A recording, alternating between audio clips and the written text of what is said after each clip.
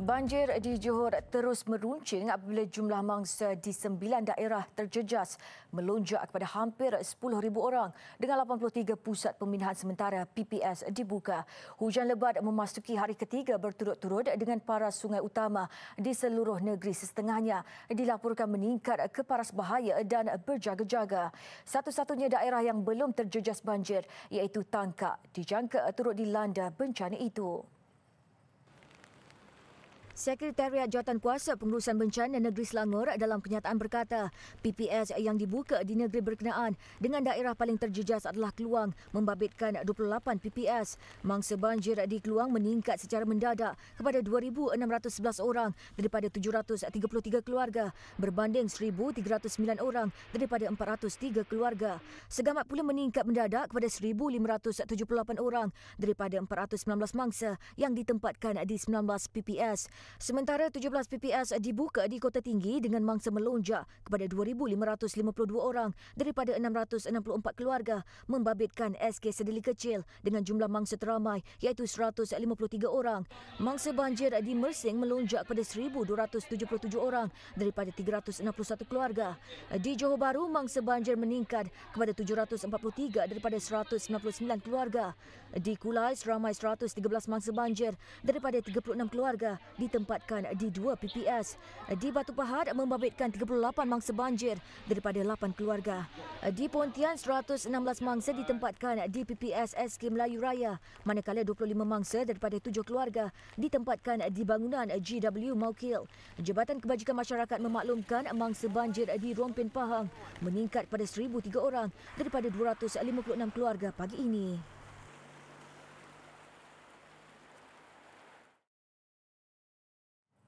Seramai 14 mangsa yang terkandas sejak Sabtu lalu di Jalan Mawai Mersing yang terputus hubungan akibat banjir diselamatkan malam tadi. Semua mangsa termasuk 3 kanak-kanak ditemui di 2 lokasi dalam operasi agensi penyelamat termasuk pasukan anggota bomba dan penyelamat Kota Tinggi.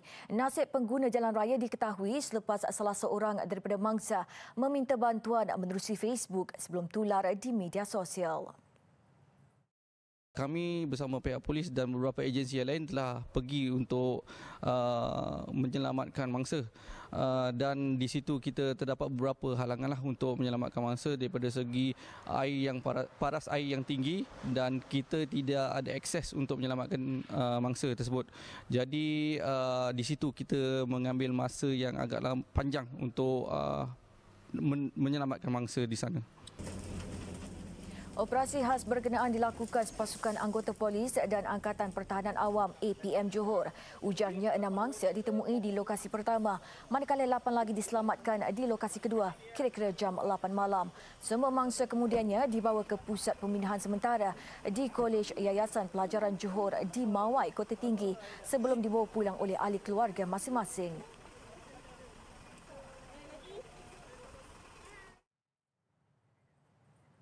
Jabatan Meteorologi Malaysia mengeluarkan notis amaran cuaca buruk dengan hujan lebat di 4 negeri yang diramal berterusan sehingga Selasa ini. Negeri yang terlibat Pahang, Johor, Melaka dan Negeri Sembilan. Kawasan yang terlibat di Pahang adalah Rompin, manakala di Johor melibatkan kawasan Segamat, Keluang, Mersing, Kulai dan Kota Tinggi.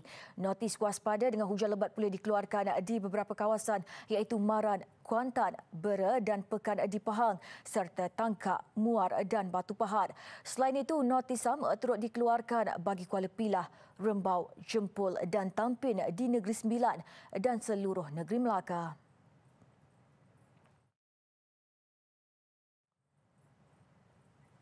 Dalam pada itu, Melaka bersedia menerima sehingga 26,000 mangsa banjir untuk ditempatkan di 92 lokasi Pusat Pemindahan Sementara PPS. Ketua Sekretariat Jawatankuasa Pengurusan Bencana Melaka, Lieutenant Colonel Pertahanan Awam, Effendi Ali berkata sudah dibuat termasuk mengenal pasti kesesuaian premis untuk dijadikan penempatan sementara. Ujarnya sebanyak 92 lokasi PPS dikenal pasti merangkumi balai raya dan sekolah di 3 daerah di Alor Gajah, Melaka Tengah dan Jasin. Hotspot di dalam Melaka ada dalam 46. So kalau kita lihat keadaan ni juga berpunca daripada keadaan sekeliling jiran-jiran kita tahu. Macam hari ni Johor banjir. Negeri Sembilan pun hujan. So kita lihat air pun banyakkannya datang pun kalau Negeri Sembilan masuk ke Alor Gajah. Di Johor dia masuk ke Jasin. So kita tengok sehari dua ni kalau keadaan banjir makin teruk di Johor ke apa, hujan di Melaka pun tidak surut, kita risau juga keadaan bertambah buruk. Beliau yang juga pengarah Angkatan Pertahanan Awam Melaka berkata seramai 50 anggota bersiap siaga 24 jam setiap hari untuk menghadapi musim tengkujuh. Semalam sebuah PPS beroperasi di Kompleks Japarun Durian Tunggal di Bukit Balai.